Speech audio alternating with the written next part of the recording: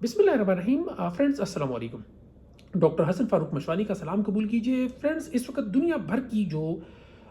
News channels हैं या जो तबसरे हैं, उनका जो सबसे हॉट टॉपिक है इस वक्त वो ये है कि यूनाइटेड स्टेट्स ऑफ अमेरिका ने एज ए सुपर पावर कैसे वेनेजुएला के ऊपर अटैक करके वहाँ के प्रेसिडेंट और उनकी फैमिली को पिक करके ला के यूनाइटेड स्टेट्स ऑफ अमेरिका में उनको अदालत के सामने कटहरे में ला के खड़ा कर दिया। लेकिन दरअसल बात यह है कि United States of America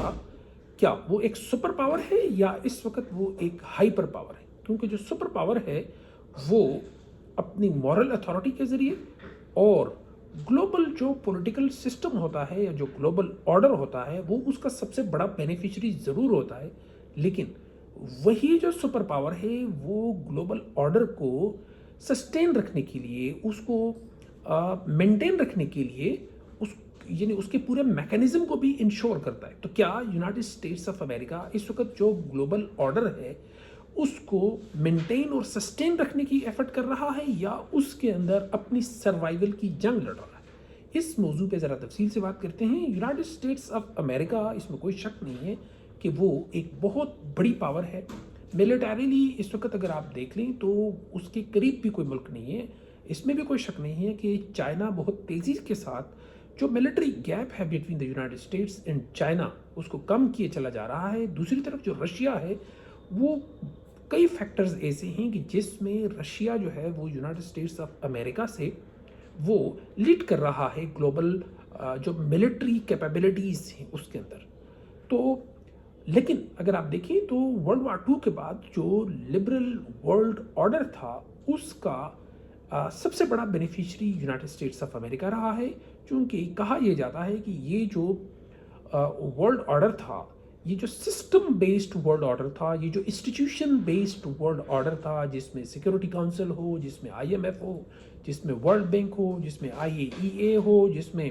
human rights commissions के या ह्यूमन राइट्स के जो बॉडीज़ हों, तो उन सब की मदद से यूनाइटेड स्टेट्स ऑफ अमेरिका ने पिछले 7-8 डेकेड्स में पूरा जो इंटरनेशनल सिस्टम है इसके ऊपर उसकी अजारादारी कायम रही। लेकिन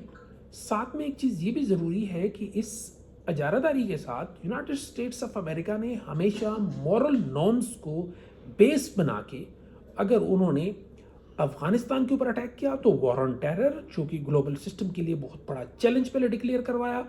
और यूएन सिक्योरिटी काउंसिल की रेजोल्यूशंस के तहत उन्होंने अफ़गानिस्तान के ऊपर नेटो को लीड करते हुए उसके ऊपर अटैक किया। इसी तरह जब इराक के ऊपर अटैक हुआ तो उसमें भी वॉर ऑफ जो वेपन्स ऑफ मैस डिस्ट्रक्शन था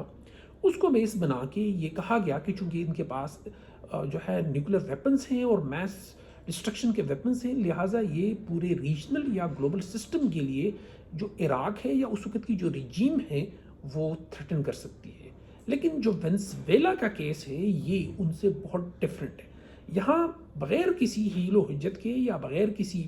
रिलेक्टेंस के इंटरनेशनल पॉलिटिक्स का एक जो ऑब्जर्वर है, एक स्टूडेंट है, वो ये कहने में हक बजानिब होगा कि यूनाइटेड स्टेट्स ऑफ अमेरिका एक सुपर पावर से हाइपर पावर की तरफ उसने पहला कदम उठा लिया। जिस तरह चीन और रशिया की जो स्ट्रेटेजिक इंगेजमेंट थी और फिर उस तरह ग्लोबल साउथ की जो बातें थी, फिर उस तरह जो एससीओ है या एआईबी और वो सारे जो इनिशिएटिव्स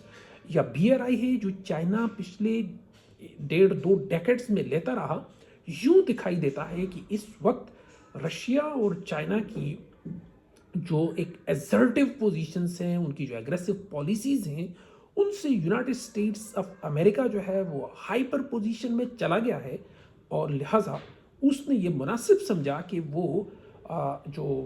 वो है यानी अपने एक पड़ोस के अंदर एक कमज़ोर मुल्क के ऊपर अटैक करके उसके प्रेसिडेंट को वहाँ से, अच्छा जी, वो कौन सी लीगल अथॉरिटी है, वो कौन सी मॉरल अथॉरिटी है, वो कौन सी इंटरनेशनल अथॉरिटी है, वो कौन see even American constitutional authority है जो ट्रंप को इस चीज़ की परमिशन देता है कि वो किसी मुल्क के प्रेसिडेंट या उसकी फैमिली को वहाँ से पिक करके अपने मुल्क में लेके आए। तो यूँ दिखाई देता है कि वो जो कंसिस्टेंटली चाइना,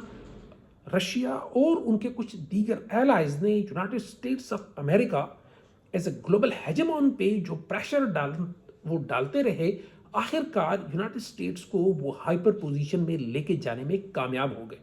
अच्छा, اب یہ بھی کہا جا رہا ہے کہ یہ سارا جو ہے یہ آئل کے لیے ہے، کچھ کہہ رہے ہیں کہ جی یہ ریئر ارتھس کے لیے ہے، لیکن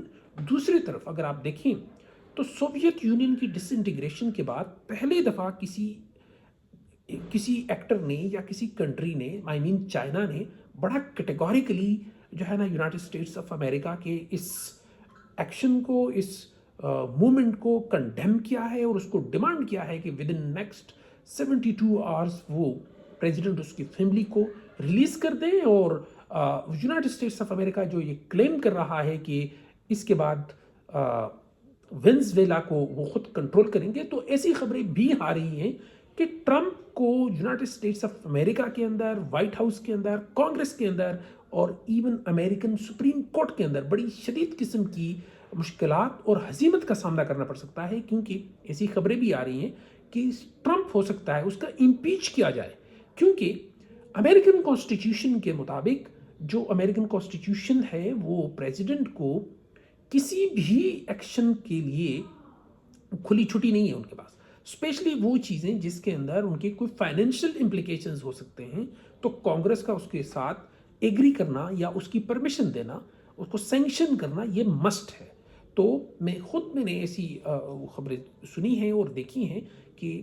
امریکن کانگریس مین یہ کہہ رہے ہیں کہ ٹرمپ کو امپیچ کیا جائے، ان کو کانگریس میں بلا کے ان سے پوچھا جائے کہ بھائی آپ نے کس قانون کے تحت، کس اتھارٹی کے تحت آپ نے ایک ملک کے اوپر جو ہے وہ اٹیک کیا ہے، اور اس کی جو فائنینشیل امپلیکیشنز ہوں گے اس کی ذمہ داری امریکن عوام جو وہ کرے گی وہ کون کرے گا۔ تو یہ کہہ دینا کہ جی امریکہ سپر پاور ہے، وہ جس کے ساتھ جب مرضی ہے، جیسے مرضی ہے، جہاں مرضی ہے وہ کر دے، تو یہ بات جو ہے نا یہ کوئی زیادہ ریشنل پہ بیس نہیں ہے۔ دوسری طرف یہ بھی کہا جا رہا ہے کہ یونائٹڈ اسٹیٹس آف امریکہ نے چائنا کو یہ ایک قسم کا سرٹیفکیٹ دے دیا ہے کہ وہ جب چاہے تائیوان پہ اٹیک کر دے۔ اسی طرح رشیا جو ہے اس نے آلریڈی یوکرین کے اوپر اٹیک کیا ہوا ہے، لیکن اس یورپ کے اندر رشیا جو ہے اس کی بڑی سویر قسم کی ریزنٹمنٹ ہے دیگر کنٹریز کے ساتھ، جو لائک پولینڈ اور دوسرے تیسرے جو ہیں، تو کیا اب رشیا بھی جب مرضی ہے، جہاں مرضی ہے، جس پہ مرضی اٹیک کر دے؟ تو یہ ایک دوسرا وہ ہو جاتا ہے، اور اسی طرح دوسرے کئی ایسے ملک ہیں چھوٹے بڑے دنیا میں جو کیا یہ پریسیڈنٹ جو ہے اس کو فالو کر سکتے ہیں، اور اب دیکھنا یہ ہے کہ اس کے اوپر یو این سیکورٹی کاؤنسل کا کیا رسپانس آتا ہے، اور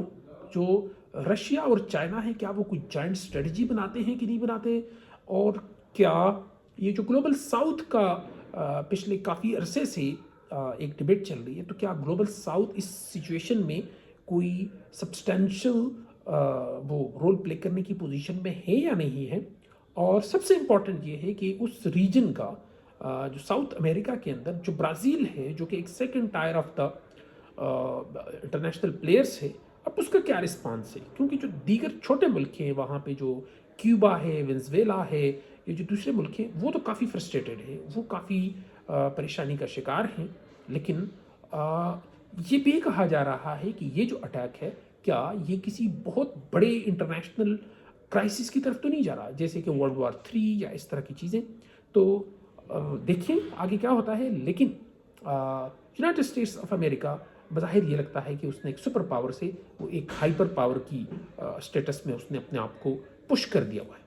اپنے چاہنے والوں کا اور وطن عزیز پاکستان کا بہت سارا خیال رکھیے۔ السلام علیکم۔